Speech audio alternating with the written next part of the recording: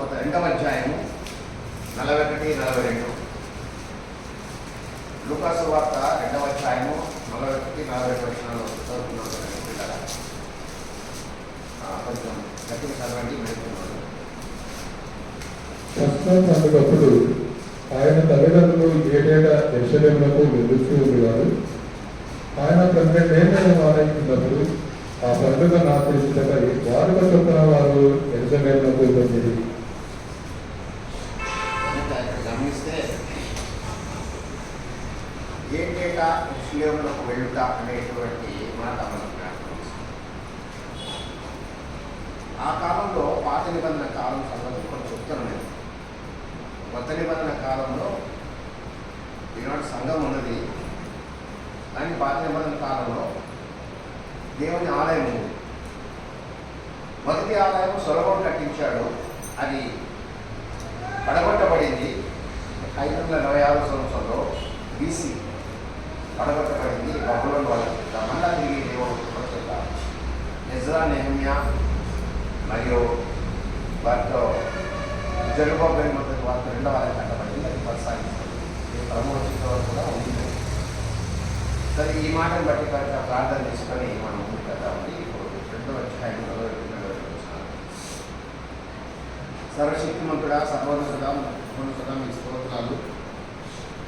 మీ కృప చేత మరొకసారి మేమైనా మీ సన్నిధిలో 2వ వాక్య భాగంలోకి వచ్చాం. మొదట ఆనందంతో మాకు తోడుకోవాలి. మీ కృపను మాకు జ్ఞాపకం చేసినందుకు మీకు వందనాలు తెలియజేస్తున్నాం. మీ కృపా బాగుండేది బట్టి మీకు వందనాలు తెలియజేస్తున్నాం దేవా. సమయంలో ఈ వాక్య భాగాన్ని నేను ధ్యానిస్తున్నాను. నాకు కావాల్సిన మాటలు నాకు వినిపించండి. నేను కాదు, నా మాటలు కాదు, కేవలం మీ స్వరం వినిపించండి.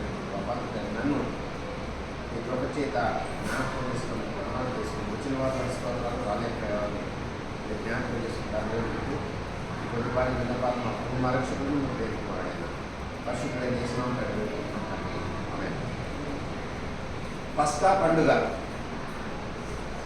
తర్వాత 7 వారాల పండుగ మరియు ఇంకొక పండుగ, చివరి పండుగ గుడారాల పండుగ. ఈ 3 ఆచరించాలని మోషే ధర్మశాస్త్రం ద్వారా దేవుడు సరిచారు మాట్లాడారు. అది గమనిస్తే ద్వితీయోపదేశకాండము 16వ అధ్యాయం 16వ వచనం దయచేసి అంటే ద్వితీయోప 16, 16 చూడాలని తెలియజేస్తున్నాను. ద్వితీయోపదేశకాండము 16వ అధ్యాయం 16వ వచనం. 3 మారులు అనగా పొంగటి రొట్టెల పండుగలలోను,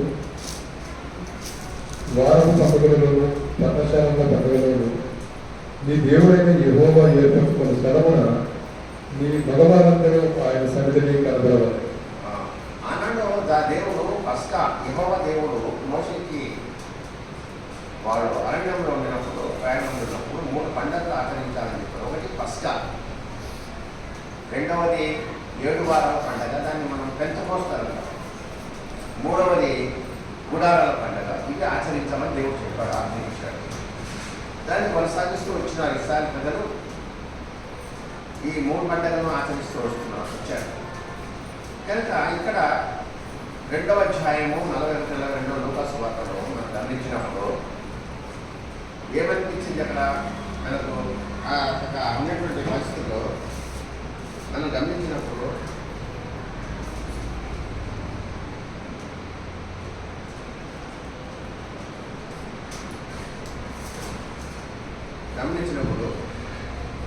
ఆ యొక్క దేవుని యొక్క సన్నిధికి రావడం అనేది మనం చూస్తున్నాం.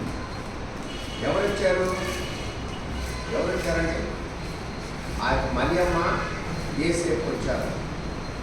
అంటే ప్రతి సంవత్సరము వాళ్ళు నజరేతు నుండి యెరూషలేముకి వచ్చారు. నజరేతు నుండి యెరూషలేము చాలా దూరం. ఇప్పుడైతే మనకని కార్లు ఉన్నాయి, తర్వాత రకరకాలైనటువంటి ఫెసిలిటీస్.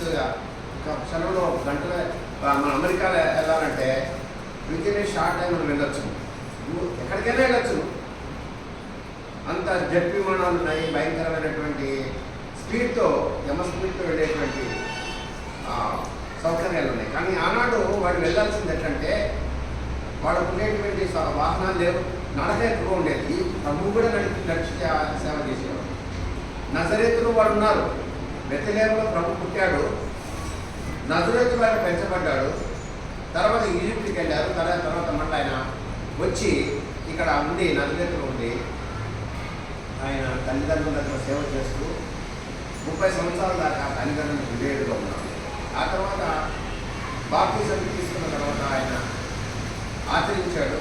ఆజ్ఞను ఆచరించి బాప్తిజం తీసుకున్న తర్వాత ఆయన పరిచయంలో 3.5 సంవత్సరాలు జరిగినాడు. అంటే టోటల్ 33.5 years అయినా ఆయన ఈ లోకంలో జీవించాడు. కేవలం 33 సంవత్సరాలు జీవించి ఆయన జీవించిన చివరి 3.5 సంవత్సరాలు దేవుని రాజ్యాన్ని గురించి ప్రకటిస్తూ వచ్చాడు.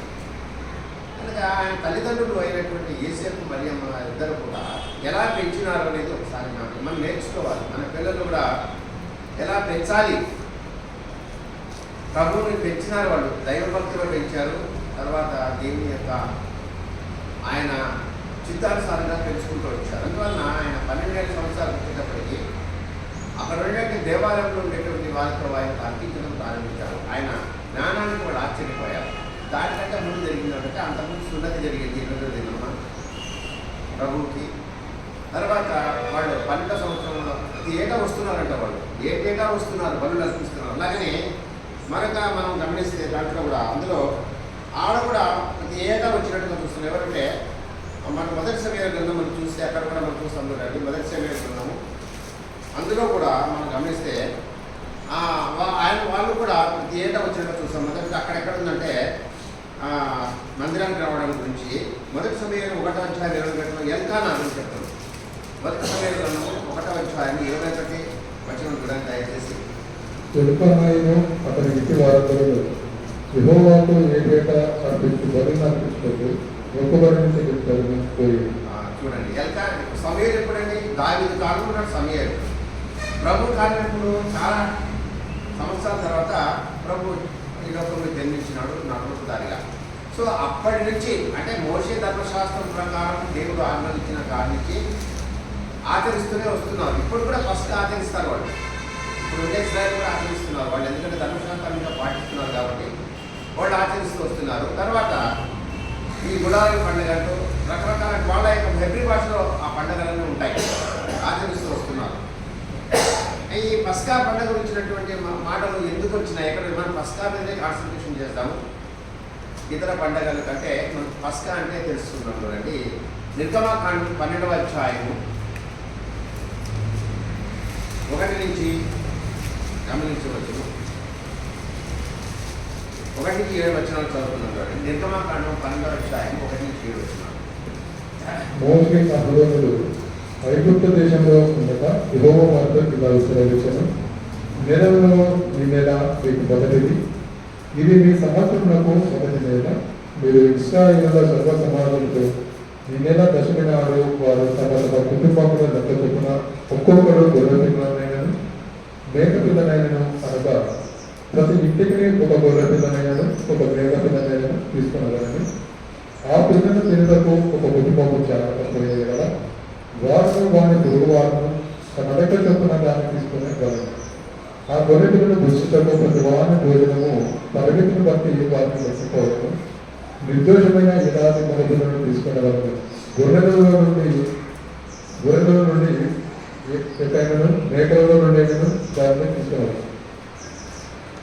ఈ నెల 14వ దినము వరకు మీరు దాన్ని ఎత్తుకోవాలంటే తర్వాత ఇశ్రాయేలుల సమాజం వారు తమ కుటుంబములు కూటములో సాయంకాలం ముందు దాన్ని చంపి దాని రక్తము కొంచెం తీసి తాము దాన్ని తిని ఇళ్ళ ద్వారములకు 2 ఇరుకు కమ్ముల మీదను పైకమ్ము మీదను చల్లి ఆ రాత్రి వారు అగ్ని చేత కాల్చబడిన ఆ మాంసము పొంగని రొట్టెలను తినవలను. ఇక్కడ ఇశ్రాయేలు యొక్క నెలకు మనకు నెలకు డిఫరెన్స్ ఉంది. మనకు 7వ నెల అయితే వాళ్ళకు 1 నెల. అనేక ఆ దినాలు లేకపోతే ఆ యొక్క వాటిని గురించి మనం హెబ్రీ భాషలో మనం గమనిస్తే రెఫర్ చేస్తే తెలుస్తాయి. మొదటి నెల దశమి నాడు అన్నాడు. దశమి అంటే 10వ రోజు, 10th డే. ఆ రోజున వాళ్ళు ఏం చేయాలా? ఈ యొక్క ఇశ్రాయేలు సర్వ సమాజం ఏం తీసుకోవాలి రావాలంటే తమ కుటుంబంలో లెక్క చొప్పున ఒక్కొక్కరు గొర్రె పిల్లలను మేక పిల్లలను అనగా ప్రతి ఇంటికి ఒక గొర్రె పిల్లను ఒక మేక పిల్లను తీసుకురావాలి.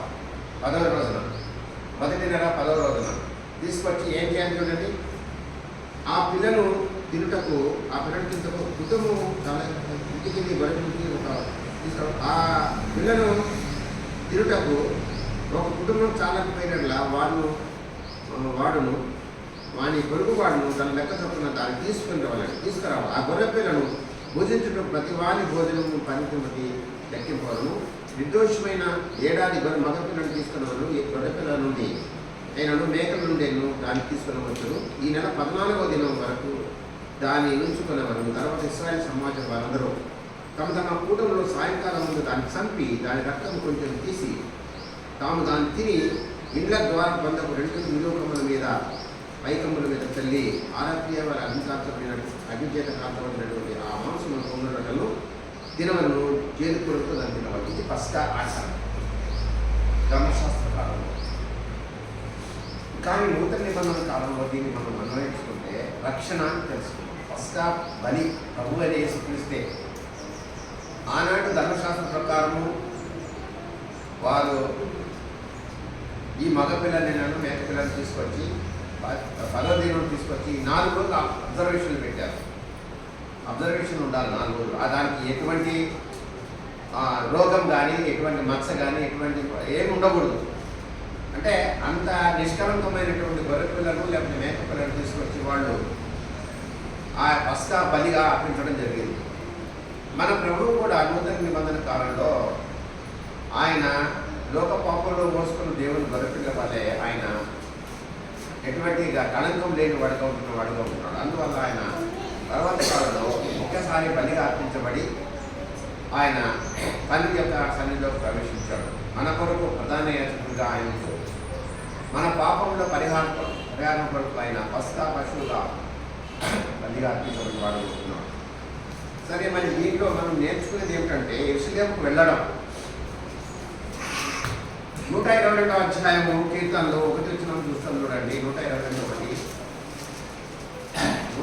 అధ్యాయం 1 వచనం. మందిరమునకు వెళ్ళినప్పుడు జనులు నాతో అన్నప్పుడు నేను సంతోషించింది. మందిరానికి వెళ్ళడం అంటే ఎలా ఉండాలంటే సంతోషం అంట. కొంతమంది ఆదివారం వస్తే సండే వెళ్దాము అంటే ఈరోజు మనం సండే ఈరోజు సండే దొరికింది, కొంచెం హ్యాపీగా మనం గడుపుదాము, పిల్లలతో మంచిగా ఇంట్లో మంచి భోజనం చేసుకొని షికార్కు వెళ్ళి ఆయా ప్రాంతాలకు వెళ్ళి కొంతమంది వీకెండ్ అంటున్నారు ఈ మధ్య.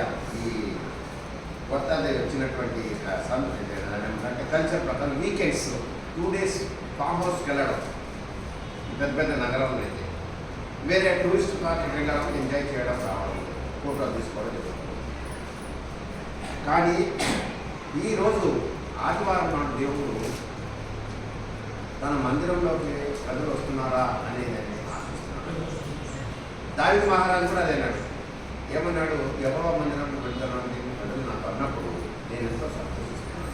ఇక్కడ కూడా వీళ్ళు కూడా ఈ పస్కా పండుగను ఆచరించడానికి ఏకైక వాళ్ళు వస్తున్న వారుగా ఉంటున్నారు. నజరేతు నుండి నడుచుకుంటూ వచ్చారు. మనకి ఇప్పుడు ప్రశ్న ఏమిటంటే, మనం మందిరానికి వాళ్ళు అంత దూరం నుంచి వచ్చారు. ఎక్కడి నుంచి? నజరేతు అనేది గ్రామం చాలా దూరం ఉంది. అక్కడి నుంచి వాళ్ళు ఆనాడు వచ్చినప్పుడు ప్రయాణ సౌకర్యాలు ఏమి లేకపోయినా తమకున్నటువంటి సాధనాల ద్వారా వచ్చారు. మరి పగులంతా ఉండే డెజర్ట్ ఏరియాలో రావాలి వాళ్ళు. ఇజ్రాయెల్ దేశంలో ఎక్కువ డెజర్ట్ ఉంటుంది. ఇక రాత్రి మటుకు వాళ్ళు ప్రయాణం చేసి పగులంతా రెస్ట్ తీసుకొని టెంట్స్లో ఉండేవాళ్ళు. చిన్నపిల్లలు, పెద్దలు అందరూ వస్తున్నారు. మరి వాళ్ళందరూ తీసుకొని రావాలంటే ఎంత కష్టం చూడండి. మనం ఈరోజు సండే రోజున మన పిల్లల్ని తీసుకురావడానికి కొంతమంది మనం బాగానే వస్తున్నాం. మన మందిరంకి అయితే దేవుని కృపని కనుక అందరూ సమస్య రకాలు వస్తున్నారు, ఇంట్రెస్ట్గా వస్తున్నారు. దేవుని మందిరం అంటే మీకు అందరికీ కూడా ఎంతో ఆసక్తి, మీకు ఎంతో ప్రేమ ఉండటం బట్టి వస్తున్నారు. ఇది క్రమం అన్నమాట. దేవుని మందిరానికి రావడం అనేది దూరము పారం అనుకోవడం కాకుండా మందిరానికి అటెండ్ కావాలి. మనకు దేవుని మందిరానికి అటెండ్ కావాలి. అక్కడికి వచ్చి పస్కా పండుగను ఆచరించేవాళ్ళు కావాలి. మనం ఇక్కడ ఏం ఆచరిస్తున్నాం? ఆదివారం పూట ఆయన మరణ పునరుత్థానం జ్ఞాపకం చేసుకొని ఆయన బలలో జ్ఞాపకార్థంగా ఉన్నటువంటి ఆయన బలలో మనం పాల్గొంటాం. మెయిన్గా మనం నేర్చుకునేది ఏంటంటే వాళ్ళు రావడం అనేది వాళ్ళకు ఉన్న ఆసక్తి మనం నేర్చుకోవాలి. దావీదు మహారాజు చెప్పినట్టు అనుకున్న ఆసక్తి మనం కూడా మందిరాల విషయంలో